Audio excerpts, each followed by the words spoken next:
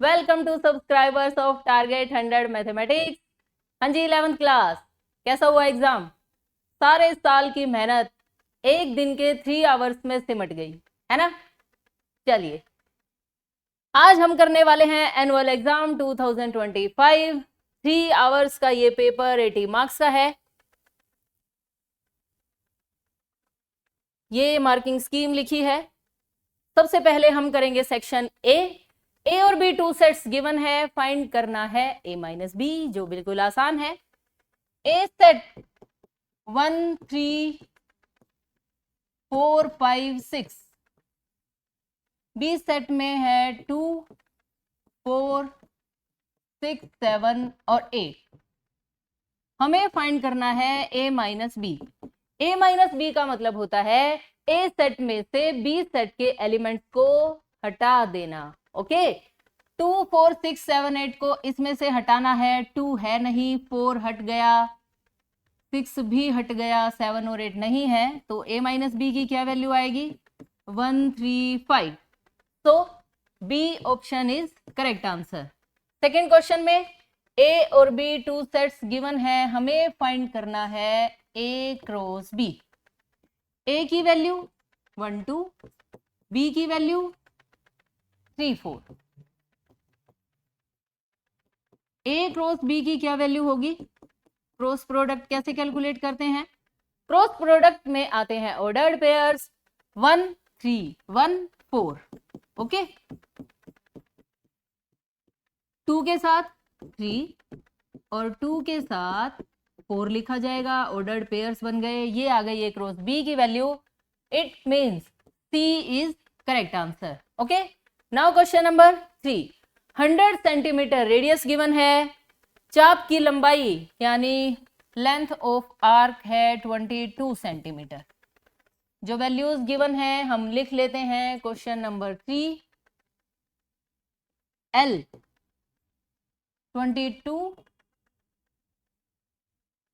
Centimetre, radius 100 centimetre. Find करना है theta को। थीटा होता है एल अपॉन आर यानी 22 अपॉन 100, लेकिन हम इसे 180 बाई पाई से भी मल्टीप्लाई करेंगे ताकि डिग्री में आंसर आ जाए। और पाई को आप क्या लिख सकते हैं? 22 बाई 7। ओके, अब देखिए ये दोनों टर्म्स कैंसिल, 1 0 ये कट गई, 2 से ये टर्म कैंसिल हो गई, ये आ गया 63 अपॉन 5। डिवाइड करेंगे 12 इंटू 3 बाई 5। यहां पर 12 डिग्री तो कंप्लीट हो गए, इसको डिग्री में कंप्लीट करने के लिए 60 से हम मल्टीप्लाई कर देंगे, तो ये बन जाएगा 12 डिग्री 3 बाई 5 को आपने 60 से मल्टीप्लाई कर दिया, 12 3 जा 36, 12 डिग्री 36 मिनट्स, ये आंसर होगा, यानी D is correct answer. Okay, question number 4। 7 minus 24 iota का मल्टीप्लीकेटिव इनवर्स बताना है। बहुत ही सिंपल है, आप z को लिखेंगे 7 माइनस 24 आयोटा और multiplicative inverse of z is equal to 1 upon 7 minus 24 iota. Reciprocal कर दिया जाता है, लेकिन डिनोमिनेटर में आयोटा को नहीं रखा जाता, इसलिए आप क्या करेंगे? रेशनलाइज करेंगे। रेशनलाइज करने के लिए साइन चेंज होंगे, न्यूमरेटर एज इट इज और डिनोमिनेटर में a minus B A plus B का 8th क्लास का सिंपल सा formula A square minus B square यानी 7 का square minus 24 iota square. Iota square की वैल्यू -1, या आप होल स्क्वायर लगाएंगे यहां पर। ये स्क्वायर 24 का भी होगा और आयोटा का भी होगा। आयोटा स्क्वायर की वैल्यू -1 हो जाएगी, जो इस माइनस को प्लस बना देगी। और 24 का स्क्वायर होता है 576। जब आप इसमें 49 ऐड करेंगे तो ये बन जाएगा 625। 7 प्लस 24 आयोटा डिवाइडेड बाय 625, ये आ गया मल्टीप्लीकेटिव इनवर्स। कोई भी ऑप्शन नहीं है, so D is correct answer. Okay, यहाँ पर 25 लिखा है, यहाँ 25 लिखा है, इसलिए option D will be correct, none of these. Question number 5, 3 digit numbers बनाने हैं, 0 1 2 3 4 5 का यूज करना है और कोई भी डिजिट रिपीट नहीं होना चाहिए। बड़ी ही सिंपल सी बात है। देखिए नंबर्स आपको यूज करने हैं 0 1 2 3 4 5 और आपको 3 डिजिट नंबर्स बनाने हैं, यानी यूनिट्स प्लेस, टेंस प्लेस और 100 प्लेस। अब बताइए, अगर आपने 100 प्लेस पर 0 को पुट कर दिया तो क्या ये 3 डिजिट का नंबर रह जाएगा? बिल्कुल नहीं रहेगा, यानी यहां पर 0 नहीं आ सकती। ये आपके पास 6 चॉइसेस हैं, लेकिन 100 प्लेस के लिए सिर्फ 5 चॉइस हैं। और कंडीशन सुनिए ध्यान से, उसने कहा है कोई भी डिजिट रिपीट नहीं होना चाहिए। इट मींस जो डिजिट यहां पर आ गया वो 10th प्लेस पर नहीं आ सकता। आपके पास अब यहां 0 आ सकता है। ओके, टोटल नंबर्स हैं 6, उनमें से एक नंबर यहां आ चुका है, बचे कितने? 5। अंडरस्टैंड? अब यूनिट प्लेस पर कितनी चॉइसेस बची? 6 डिजिट्स में से 2 डिजिट्स आप लिख चुके हैं, 4 डिजिट्स की आपके पास चॉइस बची है। क्योंकि आपको ये सभी नंबर्स चाहिए इसलिए इनकी मल्टीप्लाई होगी। 5 5 25, 4 100। इट मीन्स 100 डिजिट्स 100 नंबर्स बन जाएंगे 3 डिजिट वाले। Okay, so B will be correct. Question number 6, किसी जीपी की 3rd और 6th टर्म दे रखी है, आर की वैल्यू फाइंड करनी है। बड़ा ही अच्छा सवाल है। देखिए 3rd टर्म का मतलब है A3 24, A6 192। A3 का क्या मतलब होता है जीपी में? AR²। और A6 का मतलब होता है AR की पावर 5। इन दोनों को आप डिवाइड कर लें, AR की power 5 divided by AR² is equal to 192/24। A से A कैंसिल, R के स्क्वायर इस 5 को कट कर देगा, यहां बचेगा R की पावर 3 और 24 8 192। 8 को आप लिख सकते हैं 2 की पावर 3। कंपैरिजन करेंगे, R की वैल्यू 2, यानी कॉमन रेशियो कितनी आ गई? 2। तो B is correct answer. Now question number 7, arithmetic mean of 2 different numbers is A and geometric mean is G। हमें बताना है कि इन चारों में से कौन सा ऑप्शन सही है। अरिथमेटिक मीन और ज्योमेट्रिक मीन 2 डिफरेंट नंबर्स का इस कंडीशन को सेटिस्फाई करता है कब? अगर नंबर्स डिफरेंट हो। ओके, और अगर नंबर्स के बारे में कुछ नहीं कहा गया है तब ये कंडीशन होती है कि A greater than equal to G। Okay, यहां पर इन्होंने कहा है कि नंबर्स डिफरेंट हैं, so this will be correct answer, यानी C is correct answer. Okay, now next question, question number 8 limit का क्वेश्चन है। बड़ा ही आसान क्वेश्चन है। Limit x tends to 0, 1 plus x का अंडर रूट है, -1 है, डिवाइडेड बाय x। हमें इसकी वैल्यू बतानी है। आप सिर्फ बीच वाली टर्म का इस माइनस को प्लस बना दीजिए और इसका रेशनलाइज कर दीजिए, divided by 1 plus x plus 1। Okay, numerator में अगेन 8th क्लास का favourite formula a plus B a minus B use होगा। a² माइनस b², इस टर्म का आप स्क्वायर करेंगे, स्क्वायर रूट गायब हो जाएगा, -b² यानी 1, डिवाइडेड बाय जो टर्म है सभी की सभी as it is, no change. Limit x tends to 0, 1 से 1 कैंसिल हो जाएगा। आपके पास क्या टर्म बची? हमारे पास टर्म लिखी जाएगी x divided by x under root में है 1 plus x plus 1, this one. Now x से x भी कैंसिल हो जाएगा और क्वेश्चन फिनिश हो चुका है। x 0 को टेंड कर रहा है, आप यहाँ 0 लिखेंगे, 1 का अंडर रूट 1 होता है, 1 प्लस 1 2, यानी answer will be 1/2। So question number 8 का A answer will be correct. Question number 9 में हमें सिंपल डेरिवेटिव बताना है sine x into cos x का। यहां पर आप सिंपल u इंटू वी लगाएंगे। क्वेश्चन नंबर 9,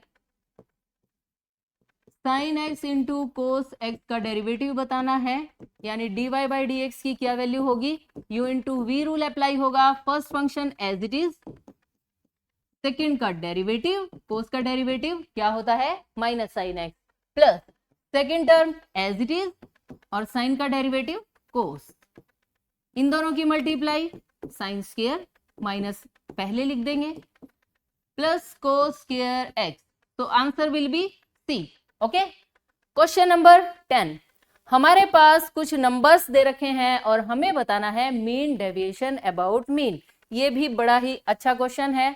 देखिए, मीन डेविएशन अबाउट मीन के लिए हम क्या करेंगे, नंबर्स को ऐसे लिखेंगे, इन सभी का सम 88 आया, ये काउंटिंग में कितने हैं, ये काउंटिंग में है 8, तो आप क्या करेंगे x बार यानी मीन को कैलकुलेट करेंगे, 88 बाय 8 की वैल्यू आ गई 11। क्योंकि हमें कैलकुलेट करना है मीन डेविएशन अबाउट मीन, इसलिए हम इन सभी नंबर्स में से 11 को माइनस करेंगे, मॉडुलस लगाएंगे, तो आपका ये वाला कॉलम रेडी हो जाएगा और इसका सम कितना आएगा 24। Now mean deviation about mean का क्या फॉर्मूला होता है, इस लाइन का सम डिवाइडेड बाय जितने भी आपके ये नंबर्स हैं यानी small N, summation xi minus 11, इस लाइन का सम डिवाइडेड बाय इनकी काउंटिंग यानी 24 डिवाइडेड बाय 8, इन्हें आप कैंसिल करेंगे, answer will be 3। Understand? So B option में है 3 answer, so mean deviation about mean is 3, B is correct answer. Question number 11, E और एफ म्यूचुअली एक्सक्लूसिव इवेंट्स हैं, इन events का क्या मतलब होता है, ई इंटरसेक्शन एफ की वैल्यू 5 होगी तो उसकी प्रोबेबिलिटी क्या हो जाएगी 0 हो जाएगी, पी ऑफ ई की वैल्यू 3/5 गिवन है, पी ऑफ एफ की वैल्यू 1/5 गिवन है और हमसे पूछा गया है P of E union F, इसका क्या रूल बनेगा, P of E plus P of F minus P of E intersection F लिखने की कोई जरूरत नहीं है क्योंकि उसकी वैल्यू 0 है। आप सिर्फ 3/5 और 1/5 को ऐड कर लेंगे, 4/5 will be answer, A is correct. Question number 12, 2 dice are thrown once, probability of getting the sum as a prime number is। जब आप 2 डाइस को थ्रो करते हैं तो कितने सैंपल स्पेस में केसेस बनते हैं, 36 बनते हैं। अब उनमें से सम प्राइम नंबर आना चाहिए, प्राइम नंबर्स कौन से होते हैं 2, 3, 5, 7, 11। ओके, इससे ज्यादा तो सम नहीं बनेगा जब आप 2 डाइस को थ्रो करेंगे। तो देखिए, ये 36 में से वे सभी केसेस लिख दिए गए हैं जो प्राइम नंबर्स, जिनका सम प्राइम नंबर्स आता है, यानी 2, 3, 5, 7 और 11। ओके, 1 का सम 1 के साथ 2 आएगा, 1 2 3 बन जाएगा, 1 4 5 बन जाएगा, लेकिन 1 में आप 3 के साथ जब पेयरिंग करेंगे तो 4 बनेगा जो कि प्राइम नंबर नहीं होता। 1 6 7 बनेगा। 2 में कौन कौन से नंबर्स आएंगे, 2 1 2 3 2 5, 3 2 3 4, 4 1 4 3, 5 2 5 6, 6 1 6 5। ये टोटल काउंटिंग में कितने हो गए, ये काउंटिंग में हो गए 15। और जब आप 2 डाइस को थ्रो करते हैं तो टोटल केसेस बनते हैं 36। तो रिक्वायर्ड प्रोबेबिलिटी क्या बन जाएगी 15/36। अब हम इसे कैंसिल कर देते हैं, 3 5 15, 3 1 3, 3 2 6, 5/12 इज राइट आंसर, यानी B is correct option. Now question number 13, if set A has 4 elements then number of subsets पूछे गए हैं। बताइए, इससे भी आसान कोई सवाल होता है क्या? बिल्कुल इजी क्वेश्चन है, क्योंकि इसमें 4 एलिमेंट्स हैं तो नंबर ऑफ सबसेट्स बनेंगे 2⁴ यानी 16। ओके, क्वेश्चन नंबर 14, 10 19 π/3 की वैल्यू बतानी है हमें। 10 19 π/3, देखिए क्वेश्चन नंबर 14 है,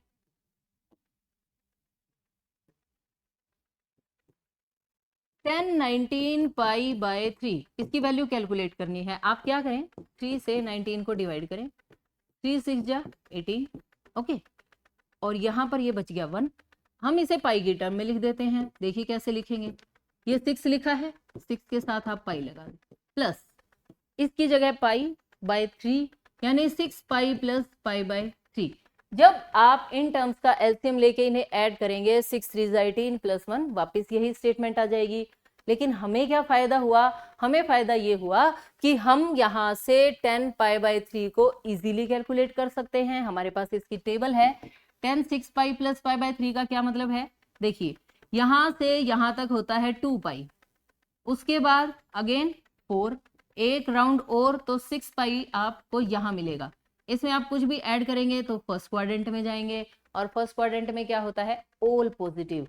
इस लाइन के ऊपर ट्रिग्नोमेट्रिक फंक्शन नहीं बदलता, यानी यहां से 10 और यहां से पाई बाय 3 आ गया, माइनस कहीं नहीं आएगा क्योंकि फर्स्ट क्वाड्रेंट है, ऑल पॉजिटिव होंगे।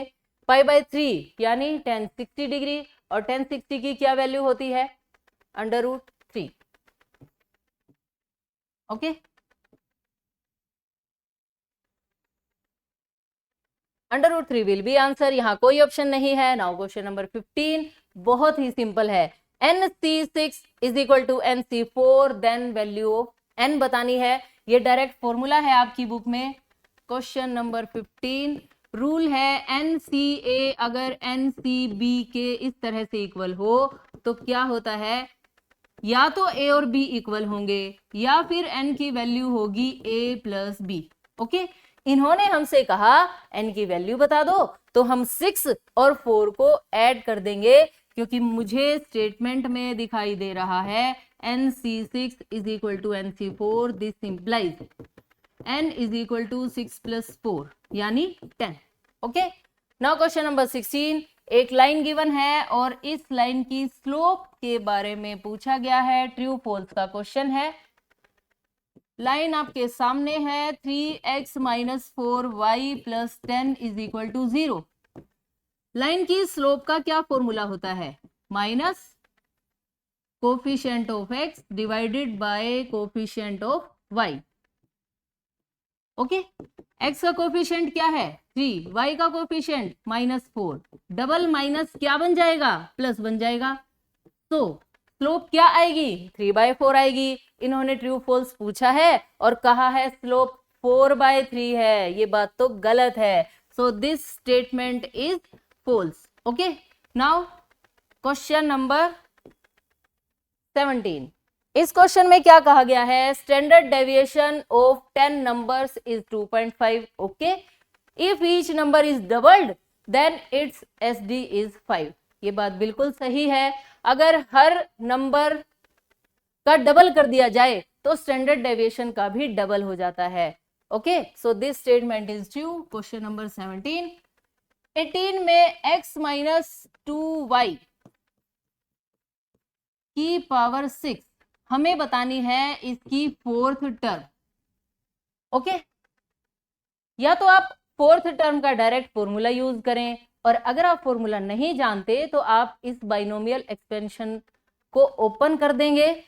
6C0, 6C1, 6C2 और 6C3, ये जो लास्ट वाली लाइन है जो मैंने अभी बोली 6C3, आप इसको कंप्लीट करें और इसे ओपन कर लेंगे तो आपके पास फोर्थ टर्म आ जाएगी इस एक्सपेंशन की।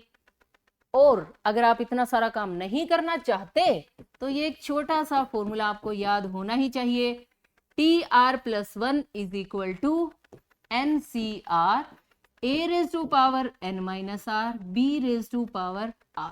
ओके, जैसे मुझे यहाँ पर फोर्थ टर्म चाहिए तो इन दोनों का सम 4 आए, इसके लिए मुझे r कितना लेना पड़ेगा, 3 लेना पड़ेगा। r की वैल्यू तो 3 हो गई, n की वैल्यू ये होती है 6C3, a का मतलब है फर्स्ट टर्म जो यहाँ पर x है 6 माइनस 3, b का मतलब है -2y raise to power 3। Okay, अब हम इसे सिंप्लीफाई करते हैं। 6C3 को आप कैसे सिंप्लीफाई करेंगे, 6 को लेस करते हुए तब तक लिखते चले जाएं जब तक काउंटिंग में 3 नंबर्स ना हो जाएं। 6 5 4 1 2 3। ओके, और डिवाइड कर दे 3 के फैक्टोरियल से। x की पावर 6 माइनस 3 का आंसर 3, माइनस का क्यूब माइनस रहेगा, 2 का क्यूब 8 हो जाएगा और y के ऊपर पावर 3 आप ऐसे लिख देंगे। ओके, अब बताइए जो जो टर्म्स कैंसिल हो रही हैं आप उन्हें कैंसिल कर दें तो आंसर आ जाएगा। कैसे? 3 2 ज़ा 6, ये माइनस सबसे पहले, 5 4 ज़ा 20, 28 ज़ा 160, X cube Y cube. Understand? इन्होंने हमसे फोर्थ टर्म पूछी थी, हमने फोर्थ टर्म बता दी। अगर ये सिर्फ कोफिशिएंट पूछते तो माइनस का 160 हो जाता। नाउ क्वेश्चन नंबर 19 और 20 आ गए हैं जो असर्शन और रीजन के हैं और बड़े ही आसान है।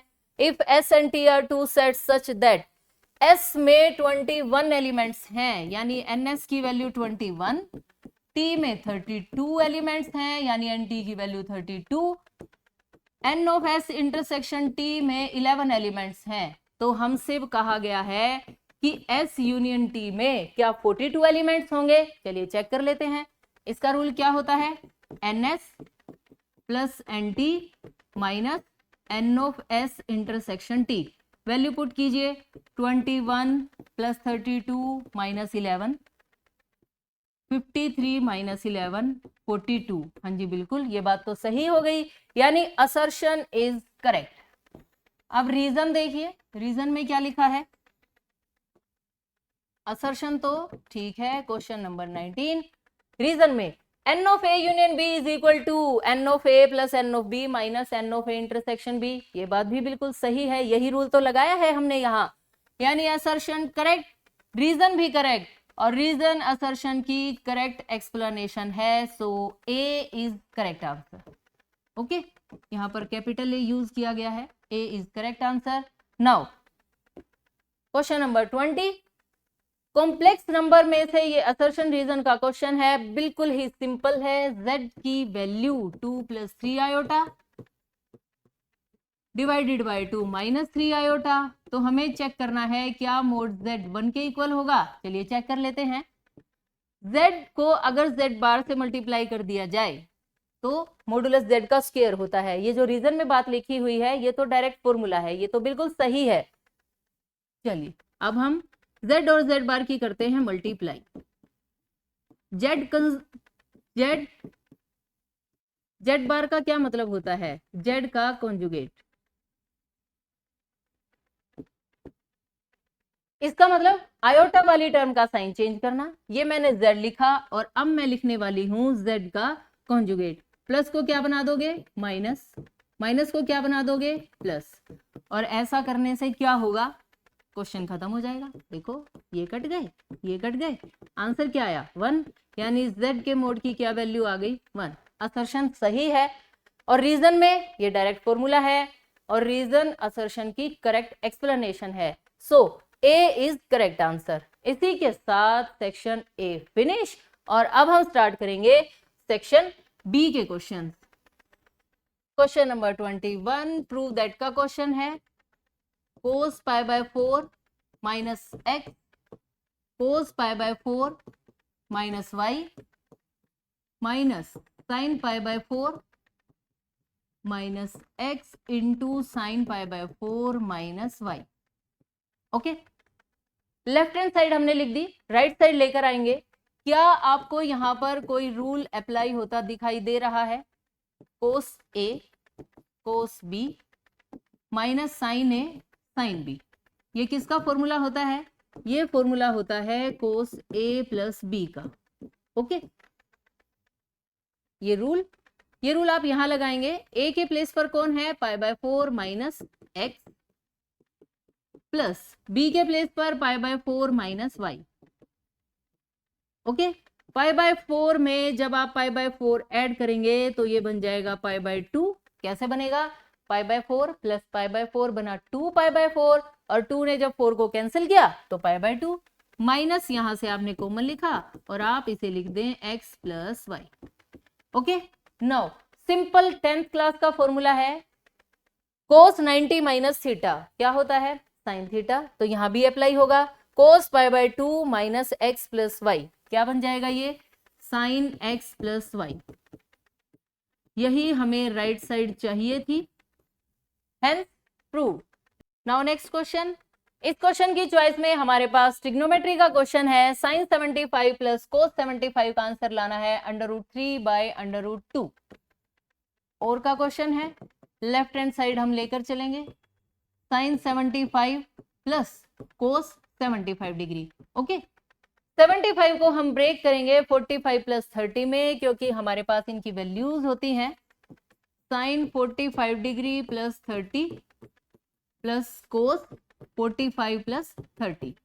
अब हम सिंपल से रूल अप्लाई करेंगे, साइन ए प्लस बी क्या होता है, sine a cos b plus cos a sine b. Okay, और कोस ए प्लस बी का क्या फॉर्मूला होता है, कोस ए प्लस बी होता है कोस ए cos B minus sine a sine b. ये 2 रूल्स आपको अप्लाई करने हैं अपनी स्टेटमेंट में। यहां पर साइन ए प्लस बी बन जाएगा साइन 45 कोस 30 प्लस कोस 45 साइन 30। ओके, अब ये सेकेंड रूल अप्लाई होगा कोस ए प्लस बी के लिए, कोस 45 कोस 30 माइनस साइन 45 और साइन 30। ओके, अब हमें वैल्यूज पुट करनी है। साइन 45 क्या होता है, 1/√2। इन्हें हटा देते हैं हम यहां से।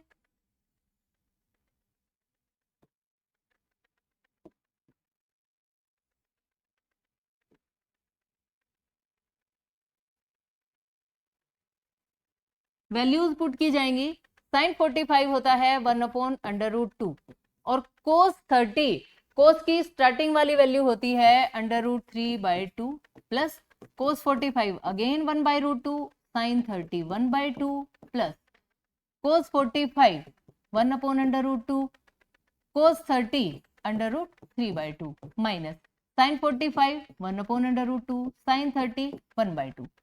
ये टर्म प्लस की, ये वाली टर्म माइनस की, ये इससे कैंसिल हो जाएगा। हमारे पास जो टर्म्स बची उन्हें आप लिखेंगे √3 डिवाइडेड बाय 2/√2,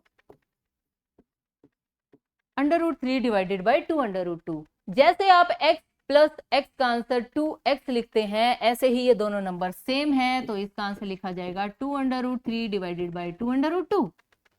2 से 2 कट और ये आ गई RHS। Okay, hence prove. Now question number 22, बिल्कुल आसान क्वेश्चन है, इनइक्वालिटी। इनइक्वालिटी का क्वेश्चन है, देखिए 3x minus 2 divided by 5 less than equal to 5 2 minus x divided by 3। हमें इस इनइक्वालिटी को सोल्व करना है, x की वैल्यूज फाइंड करनी है। क्रॉस मल्टीप्लाई कर देंगे, 3 3 जा 9 x माइनस 2 ब्रैकेट में, 5 5 जा 25 2 minus x as it is, bracket open होगी, 9x minus 18 less than equal to 25 2 जा 50 माइनस 25x। 25 को हम इधर ले आएंगे, 9x plus 25 less than equal to 50 plus 18, minus के नंबर उधर जाकर प्लस में, 34x less than equal to 68, multiply वाले नंबर्स डिवाइड में 68 बाय 34, तो x less than equal to 2, ये आ गया इस इनइक्वालिटी का solution. Okay, question number 23, how many words with और without meaning can be made from the letters of the word Monday. Monday word के letters से आप कितने वर्ड्स बना सकते हैं, मीनिंग एंड विदाउट मीनिंग। बड़ा ही सिंपल सा क्वेश्चन है, आप बस ये देख लीजिए मंडे में कितने लेटर्स हैं। मंडे में लेटर्स हैं 6, कोई भी रिपीट भी नहीं है, no letter is repeated, so words बनेंगे 6 फैक्टोरियल। और जब आप इसे सिंप्लीफाई करेंगे 6 5 4 3 2 1, ये कितना आ जाएगा 720, इतने वर्ड्स बन जाएंगे। ओके, इस क्वेश्चन की चॉइस में हमारे पास एक क्वेश्चन और है, how many codes can be drawn through 10 points on a circle. एक सर्कल के ऊपर 10 पॉइंट्स हैं, आप कितनी कोड्स ड्रॉ कर सकते हो? वेरी सिंपल, एक कोड को ड्रॉ करने के लिए कितने पॉइंट्स चाहिए? 2 पॉइंट्स चाहिए। ओके, सो 10C2 टोटल पॉइंट्स है 10। एक कोड को ड्रॉ करने के लिए पॉइंट्स चाहिए 2। आंसर क्या बन जाएगा? 10C2। अगेन 10C2 को आप कैसे सिंप्लीफाई करेंगे? 10 को लेस करके तब तक लिखते जाइए जब तक काउंटिंग में 2 नंबर्स ना हो जाएं। देखिए 10 और 9, बस इतना ही, 1 2। ओके, डिवाइडेड बाय 2 फैक्टोरियल, 2 5 जा 10, 9 5 जा 45। Understand? So 45 codes can be drawn. Now question number 24. Arithmetic and geometric mean of two positive numbers are 20 and 16 respectively. हमें उन नंबर्स को फाइंड करना है। आपको अरिथमेटिक मीन का रूल पता है, ओके, ज्योमेट्रिक मीन का पता है, वेरी गुड। उन दोनों को 20 और 16 के इक्वल रख दीजिए, हमारे पास नंबर्स आ जाएंगे। तो आप क्या लिखेंगे? क्वेश्चन नंबर 24, लेट नंबर्स हमने मान लिए ए और बी, a b. According to question arithmetic mean कितना है? 20। और अरिथमेटिक मीन क्या होता है? a plus b by 2। यहां से a प्लस बी की वैल्यू आ जाएगी 20 2 जा 40। ज्योमेट्रिक मीन गिवन है 16। ज्योमेट्रिक मीन होता है under root a b, squaring both sides, 16 का स्क्वायर 256। अब इन दोनों इक्वेशंस को आप 10th क्लास वाले मेथड से भी सोल्व कर सकते हैं और 11th क्लास वाले मेथड से भी। 11th क्लास का मेथड क्या है? वो ये है कि a माइनस बी का स्क्वायर होता है, a प्लस बी के स्क्वायर में से आप 4ab को माइनस कर दें, यानी 40 के स्क्वायर में से ab की ये वैल्यू आपने पुट की, 4 इंटू 256, 1600 माइनस 1024। जब आप इन्हें सब्ट्रैक्ट करेंगे 576, ये वैल्यू किसकी आई? a माइनस बी के स्क्वायर की। अगर आपको यहां से सिर्फ a माइनस बी की वैल्यू चाहिए तो स्क्वायर रूट कर दीजिए, a माइनस बी का आंसर क्या आ जाएगा? 24। ओके, a प्लस बी की वैल्यू 40 है, a माइनस बी की वैल्यू 24 आ चुकी है। इसे बना दीजिए फर्स्ट इक्वेशन, ये है सेकंड। इन दोनों इक्वेशंस को आप सोल्व करेंगे। Solving equation 1 and 2, a plus b 40, a minus b 24, ये दोनों टर्म्स कैंसिल, 2a की वैल्यू 64, फिर हम उसे डिवाइड कर देंगे। इसे हम यहां से हटा देते हैं। ये इक्वेशंस अभी मुझे इनकी जरूरत है तो मैंने इन्हें यहां लिख दिया। ओके, 2a 64, a की वैल्यू 32।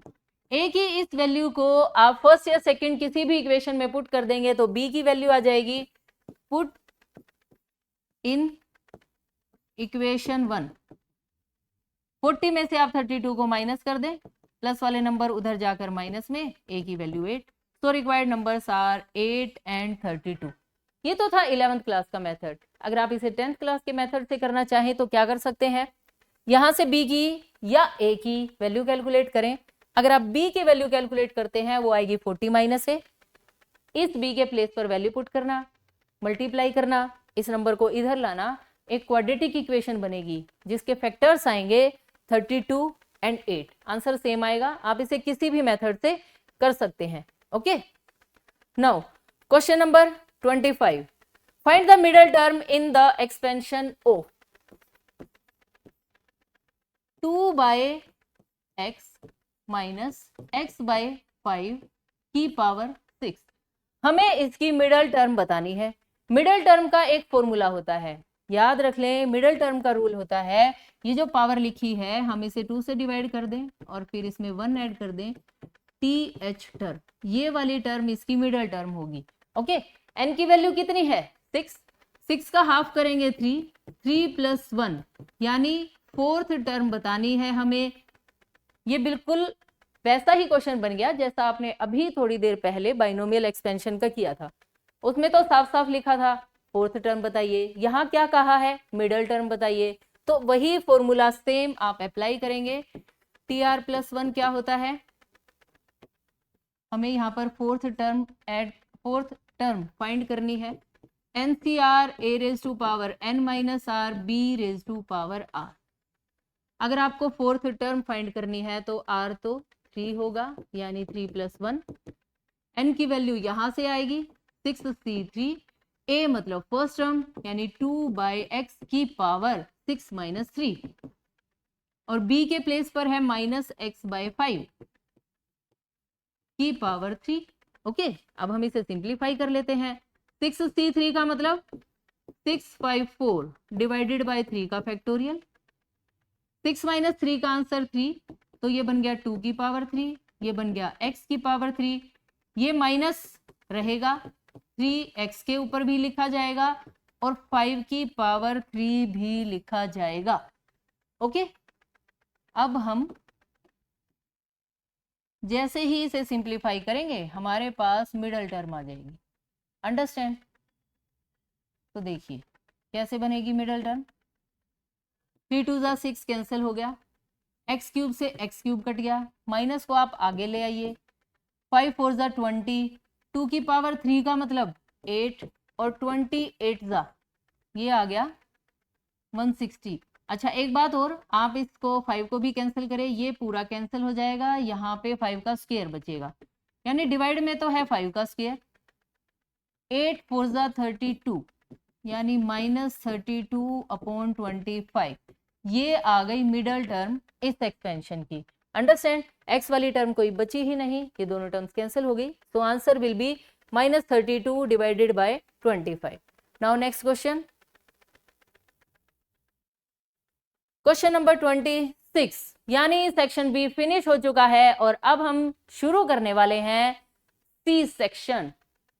26 में हमारे पास 2 लाइंस गिवन है, √3x + y = 1, x + √3y = 1।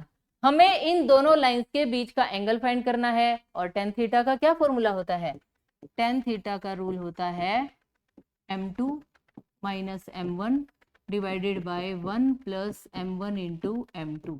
ये होता है tan थीटा। m1 m2 होती है लाइंस की स्लोप, और लाइंस की स्लोप कैसे फाइंड करते हैं, यहां से m1 यहां से m2। क्या फॉर्मूला होता है, थोड़ी देर पहले एक क्वेश्चन में हमने यूज किया है, minus coefficient of x divided by coefficient of y। Minus x का कोफिशिएंट √3, y का 1 यानी स्लोप क्या आ गई -√3। इसकी स्लोप -1/√3। ओके, ये स्लोप्स हम यहां पुट कर देंगे। m2 में से m1 को घटाना है, वहां पहले ही माइनस है तो क्या बन जाएगा प्लस। इन दोनों नंबर्स की करनी है मल्टीप्लाई, माइनस माइनस तो प्लस हो गया, √3 को बस आप सिर्फ 1/√3 से मल्टीप्लाई कर दें, ये इससे कैंसिल हो जाएगा। 1 + 1 का आंसर क्या आएगा, 1 + 1 का आंसर आएगा 2। और न्यूमरेटर में आप √3 एलसीएम लेंगे, ऐसे -1 एज इट इज, इन दोनों की मल्टीप्लाई 3 / 2 यानी 2/√3 / 2। इस 2 के डिवाइड में 1 को माना जा सकता है यानी 2/√3 मल्टीप्लाई 1/2, ये दोनों टर्म्स कैंसिल, 1/√3। ओके, ये सारी वैल्यूज ऐसे मॉडुलस में है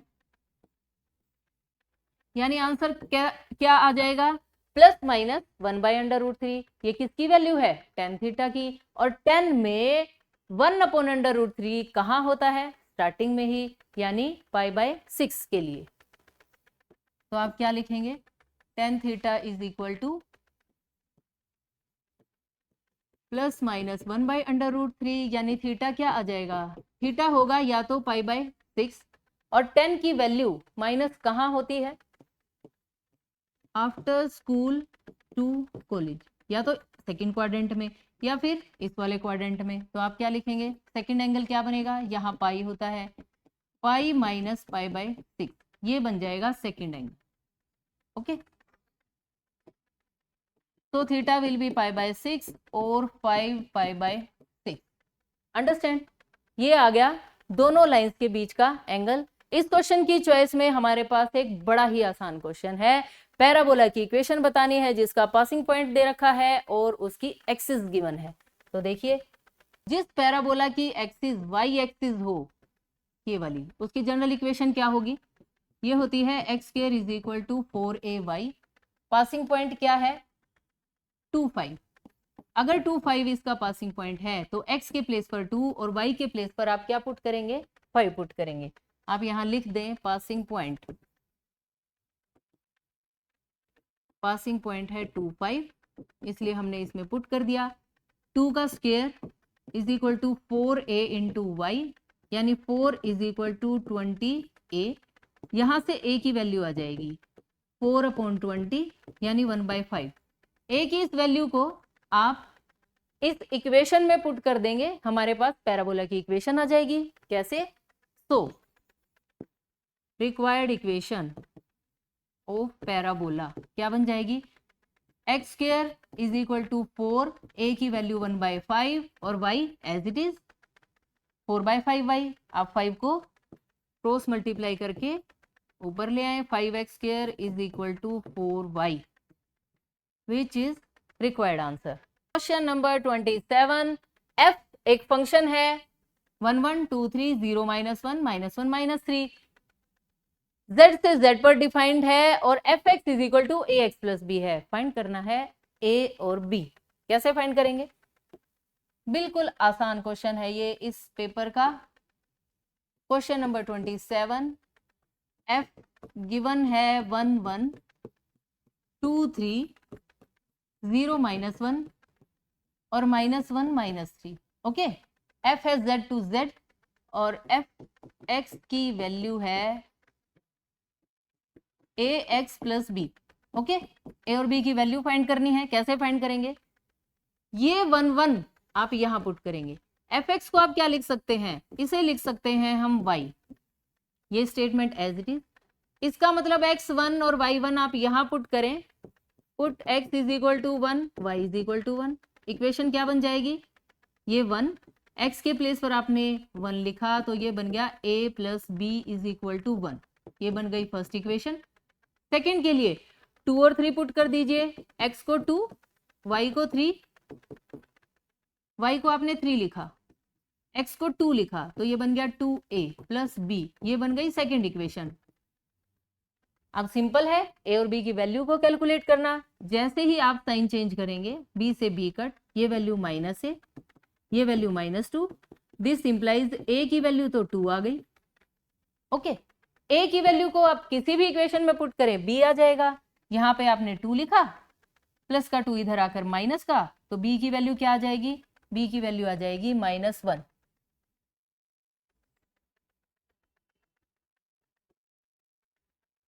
a के प्लेस पर आपने 2 लिखा, put in equation 1, 2 plus b is equal to 1, this implies b is equal to -1। ये आ गए a और b। अब आपने फंक्शन को क्या लिखा हुआ था, फंक्शन को लिखा था fx is equal to ax plus b। a और b की वैल्यू आप पुट कर दें, 2 और -1, तो fx is equal to ax plus b था, a की वैल्यू 2 आ गई, b की वैल्यू -1 आ गई, तो फंक्शन क्या बन गया, ये बन गया। ओके, 0 और -1 को आप इसमें रखेंगे, x के प्लेस पर 0 और ये y है, y के प्लेस पर -1, तो ये सेटिस्फाई हो जाएगा। सिमिलरली ये भी इसे सेटिस्फाई करेगा, तो function will be fx is equal to 2x -1। That's it. Now question number 28, बड़ा ही सीधा सा क्वेश्चन है। sin 3x minus sin x divided by cos square x minus sin square x। मुझे इस क्वेश्चन का आंसर लाना है 2 sin x। ओके, और ये क्वेश्चन है 3 मार्क्स का। अगर आप इसको लिखेंगे तो इसमें तो 3 लाइंस भी नहीं बनती, इतना आसान क्वेश्चन है ये। बताइए sine c minus sine d का क्या फॉर्मूला होता है? Sine c minus sine d का रूल होता है 2 cos c plus d by 2 sine c minus d by 2। ये रूल हमें यहां अप्लाई करना है sign 3x minus sine x पर। चलिए 2 cos 3x प्लस 1x यानी 4x by 2 sine c minus d, 3 minus 1 का answer 2 divided by 2 divided by एक फॉर्मूला ये भी होता है cos square x minus sine square x। ये फॉर्मूला होता है cos 2x का। ओके, ये फॉर्मूला आप यहां अप्लाई कर देंगे, ये बन गया cos 2x और सवाल हो गया खत्म। कैसे खत्म हो गया? 2 2 जा 4, ये बना cos 2x, ये बना cos 2x, ये दोनों टर्म्स गई कट, यहां पर 2 से 2 कट गया, ये है साइन x और ये है 2, ये देखिए आ गई राइट हैंड साइड। लिख लेंगे क्या आप इसे अपने आप? 2 साइन x हमें लिखना है तो ये कैसे बन जाएगा? बड़े ही आराम से, सिंपल सी, बिल्कुल सिंपल सी बात है। 2 cos, इसे हमने कैंसिल किया, ये 2x है, ये साइन x है, ये cos 2x है, ये टर्म इससे कैंसिल हो गई और ये आ गया 2 साइन x जो है राइट हैंड साइड। अंडरस्टैंड? बिल्कुल पूरे पेपर का सबसे आसान क्वेश्चन, 3 लाइंस। इसमें आप फॉर्मूला जरूर लिखें। ओके, इसमें सिर्फ फॉर्मूले के ही नंबर हैं मेन। जिसका फॉर्मूला जिसे याद है, जिसने फॉर्मूला अप्लाई कर दिया, उसका तो सवाल खुद ही हो जाएगा। क्वेश्चन नंबर 29, एपी गिवन है एस एन, अगर 116 है 116 तो हमें बतानी है एन की वैल्यू। सिंपल सा क्वेश्चन है। देखिए सबसे पहले हम लिखेंगे एपी, गिवन एपी है 25 22 19। ओके, इसकी एन टर्म्स का सम 116 है, हमें एन की वैल्यू फाइंड करनी है। चलिए बताइए ए की वैल्यू क्या है? 25, डी की वैल्यू क्या है? 22 माइनस 25 यानी -3।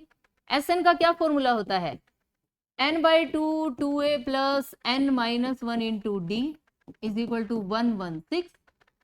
मल्टीप्लाई में चला जाएगा ये 2 और यहां पर हम वैल्यू पुट करते हैं ए की, ए का डबल 25 का डबल 50, n तो ढूंढ कर लाना है, d की वैल्यू -3, 2 मल्टीप्लाई हो जाएगा 232 आ जाएगा, n लिखो 50 लिखो, ये माइनस यहां पहुंचाओ, प्लस माइनस माइनस 3 को मल्टीप्लाई करो 3n माइनस माइनस प्लस 3 1 जा 3, this is equal to 232। Step by step बड़े आराम से आपको क्वेश्चन करना है। 50 प्लस 3 का आंसर 53 होगा, -3n plus 53 is equal to 232। Okay, अब हम इसे सिंप्लीफाई करेंगे।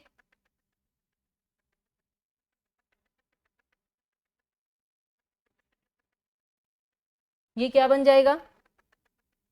n की मल्टीप्लाई कर देते हैं, -3n square -3n square, n को किया प्लस 53n। और ये देखिए यहां पर लिखा है 232, इसे हम लेफ्ट साइड में ले आते हैं, ये बन गया माइनस का 232, this is equal to 0। Okay, simple हमने ये इक्वेशन बना दी। यहां से हम माइनस को कॉमन लिखेंगे, 3n square minus 53n plus का 232 इज इक्वल टू 0। अब इस क्वाड्रेटिक इक्वेशन को हमें सिंप्लीफाई करना है, इसके फैक्टर्स बनाने हैं। उसके लिए क्या करना पड़ेगा? 3 और 232 की मल्टीप्लाई करनी पड़ेगी, 696। इसके फैक्टर्स हम बनाएंगे, इसके फैक्टर्स बनेंगे 24 और 29, 24 29 plus 232 is equal to 0। Okay, ये फैक्टर्स ऐसे बनाए जाते हैं। 696 आप 2 से डिवाइड करें, 2 3 जा 6, 2 4 जा 8, 2 8 जा 16। अगेन एक बार फिर से डिवाइड होगा,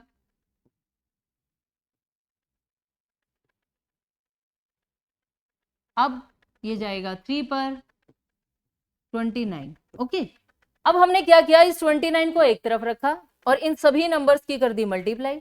2 2 जा 4, 2 जा 8, 3 जा 24, और बाय चांस इन दोनों नंबर्स का जो सम है वो बन गया 53। अगर कभी ना बने तो हम इन्हें शफल कर देते हैं कि इस नंबर को इस नंबर से मल्टीप्लाई कर दिया और बाकी नंबर्स को अरेंज किया, आपको नंबर जरूर मिल जाएगा इस फैक्टराइजेशन वाले मेथड से। अब देखिए कॉमन लिखेंगे, यहां से क्या कॉमन आएगा, 3n, क्या टर्म बचेगी, 3 8 जा 24 और 29 8 जा 232, यहां से n minus 8 common, 3n minus 29 बचा। दो नंबर्स की मल्टीप्लाई 0 है, either first number is equal to 0 और second number is equal to 0। यहां से n की वैल्यू 8 आ गई और यहां से n की वैल्यू आई 29/3, जो कि इम्पॉसिबल है, n फ्रैक्शन में नहीं हो सकता। इसके नीचे आप इम्पॉसिबल लिख देना। n की वैल्यू क्या आ गई, 8। इस बात का ये मतलब है इस एपी की 8 टर्म्स का अगर सम किया जाएगा तो वो आएगा 116। नाउ इस क्वेश्चन की चॉइस में देखिए, बहुत अच्छा क्वेश्चन है। इस एपी की फर्स्ट 10 टर्म्स का हमें सम बताना है। एपी चलिए चेक करते हैं ये है क्या, 0.15, 0.015, फिर 0.0015, ये एपी तो नहीं है, ये बनेगी जीपी। ओके, और इसमें कॉमन रेशियो आप कैसे निकालते हैं, A2/A1 से। A2 क्या है, 0.015 डिवाइडेड बाय 0.15, यानी 15/1000 डिवाइडेड बाय 15/100। आप इसका रेसिप्रोकल कर देंगे, इसको पलट देंगे, पलटने से क्या होगा, 15/1000, 100 न्यूमरेटर में आ जाएगा और ये 15, ये कैंसल, ये 0 कट, तो रेशो की वैल्यू आ गई 1/10। अंडरस्टैंड। अब ये जीपी है तो हमें यहाँ पर जीपी के सम वाला फॉर्मूला लगाना पड़ेगा, और रेशो कैसी है, r इज लेस देन 1। कितनी टर्म्स का सम चाहिए, 10 टर्म्स का सम चाहिए, तो आप Sn का फॉर्मूला लगाएंगे, Sn a bracket 1 minus R की power n divided by 1 minus R. 10 terms चाहिए तो n के प्लेस पर 10 लिखें। a की वैल्यू है 15/100, 1 माइनस आर की वैल्यू 1/10 है, 1/10 को आप 0.1 लिख सकते हैं की power n divided by 1 minus 1/10। यहाँ पर r की वैल्यू मैंने 1/10 लिख ली। एलसीएम लीजिए, 10 1 जा 10 माइनस 1 9, ये बनेगा 9/10। 15/100 और 9/10 को पलट दीजिए 10/9 और ये वाली term as it is. Okay, n के प्लेस पर आपको लिखना है 10, क्योंकि ये 10 टर्म्स का सम है। एक 0 कैंसिल, 3 3 जा 9, 3 5 जा 15, 5 2 जा 10। तो इस जीपी की फर्स्ट 10 टर्म्स का सम क्या आ जाएगा, S10 इज इक्वल टू 3 2 जा 6, 1/6, 1 माइनस 0.1 की पावर 10, दैट्स इट। ये है इस जीपी की 10 टर्म्स का सम। दोनों ही क्वेश्चंस 3 मार्क्स के बहुत अच्छे क्वेश्चन हैं, आप कोई भी इसे इनमें से कोई भी क्वेश्चन कर सकते हैं। नाउ क्वेश्चन नंबर 30, 100 स्टूडेंट्स हैं, उनके बनाए जा रहे हैं सेक्शंस। एक सेक्शन बनेगा 40 स्टूडेंट्स का, एक बनेगा 60 स्टूडेंट्स का। अब आप और आपका फ्रेंड दोनों एक ही सेक्शन में जाना चाहते हैं, तो इसके लिए आपको क्या करना पड़ेगा, अपनी इंचार्ज मैम या इंचार्ज सर से कहना पड़ेगा कि हम दोनों को आप एक ही सेक्शन में कर दें, है ना। चलिए इस बात की हम प्रोबेबिलिटी फाइंड करते हैं कि आप दोनों सेम सेक्शन में आएंगे या डिफरेंट सेक्शन में जाएंगे। कैसे, टोटल स्टूडेंट्स हैं 100, the two of us will enter the same section if both of us are among 40 students or 60 students। या तो आप 40 स्टूडेंट्स की साइड जाएं या फिर 60 की, तभी आप एक सेक्शन में होंगे। और इसके नंबर ऑफ बेस कैसे बनेंगे, 40 स्टूडेंट्स में यानी 40C2, या फिर आप जाएं 60 स्टूडेंट्स वाले सेक्शन में यानी 60C2। क्या आप दोनों सेक्शंस में हो सकते हैं, इधर भी उधर भी, दोनों फ्रेंड्स नहीं हो सकते, यानी आपका आंसर या तो ये होगा या ये, इसके बीच में आएगा प्लस। ओके, ये आ गए नंबर ऑफ वेज। अब हमें प्रोबेबिलिटी फाइंड करनी है, तो आप प्रोबेबिलिटी कैसे फाइंड करेंगे? प्रोबेबिलिटी ऑफ सेम सेक्शन क्या बन जाएगी? 40C2 plus 60C2 divided by 100C2। अब हम इसे सिंप्लीफाई करेंगे, इसे आप सिंप्लीफाई आराम से कर सकते हैं। सी का मैंने आपको छोटा सा फॉर्मूला बता रखा है। ओके, देखिए 40C2 का क्या मतलब है? 40 को तब तक लिखिए जब तक काउंटिंग में 2 नंबर्स ना हो जाएं, क्योंकि यहाँ 2 है, डिवाइड कर दीजिए 2 से बस। 60 इंटू 59 डिवाइड कर दिया 2 से। 100 इंटू 99 डिवाइड कर दिया 2 से। ओके, ये 2 आप एलसीएम लेंगे और 2 से ये कैंसिल हो जाएगा। चलिए मल्टीप्लाई करते हैं। 1560 और ये आ गया 9900। ये 2 जब आप न्यूमरेटर में एलसीएम लेंगे 2, उस वाले 2 से ये 2 कैंसिल हो जाएगा और आप इन्हें ऐड कर दीजिए। 5100 ये इससे दोनों जीरो से कैंसिल हो जाएंगे और कितने पर कट जाएगा? ये 3 से कट जाएगा, यानी सेम सेक्शन में होने की प्रोबेबिलिटी आ चुकी है 17/33 और डिफरेंट सेक्शन में होने की, इसे आप लिख दें 17/33। नाउ सेकंड पार्ट में डिफरेंट सेक्शन में होना। डिफरेंट सेक्शन के लिए आपको कुछ भी भारी भरकम कैलकुलेशन की जरूरत नहीं है, आप सिर्फ 1 में से सेम सेक्शन की प्रोबेबिलिटी को माइनस कर दें। ओके, 1 माइनस 17/33, ये कितना आ जाएगा? 16/33। Okay, which is required answer. Now question number 31, first principle का क्वेश्चन है। बहुत आसान है, बहुत ही आसान है। देखिए कैसे।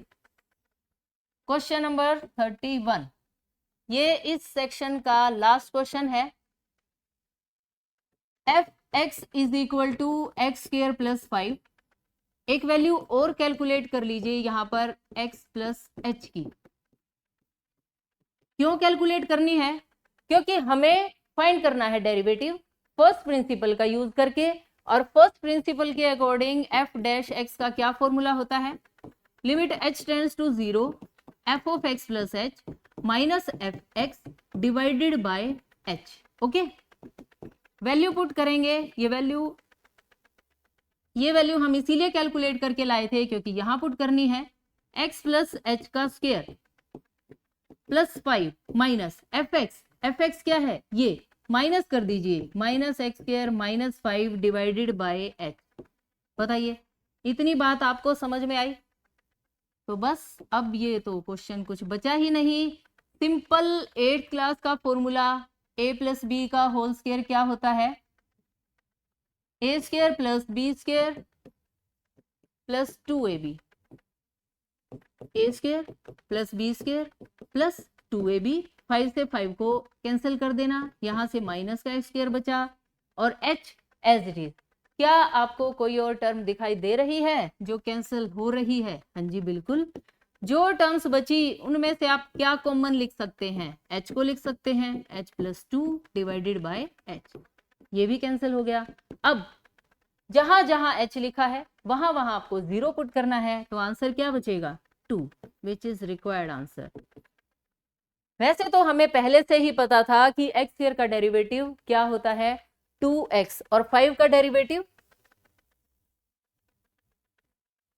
यहां पर x रह गया, देखा? 2hx 2ab, यहां से मैंने h कॉमन लिखा तो यहां पर 2x आएगा, सो आंसर क्या आएगा? 2x। एक्स स्क्वायर का डेरिवेटिव 2x होता है डायरेक्ट मेथड से, 5 का डेरिवेटिव 0, लेकिन इन्होंने कहा फर्स्ट प्रिंसिपल से आप इसका 2x आंसर लेकर आइए, तो हम इसका आंसर ले आए हैं 2x। अंडरस्टैंड? इसी के साथ सेक्शन सी खत्म और आज की वीडियो भी फिनिश। बाकी के दोनों सेक्शंस हम नेक्स्ट वीडियो में सोल्व करेंगे। तब तक के लिए अपने बाकी के पेपर्स अगर आपके फिनिश हो गए हैं तो 12th क्लास की तैयारी शुरू कर दीजिए। और अगर आपको मैथ्स पढ़ना है 12th में भी तो अभी से तैयारी शुरू कर दीजिए। जून तक तो आपके बहुत सारे चैप्टर्स फिनिश हो जाने चाहिए। Okay, thanks for watching, bye bye, take care.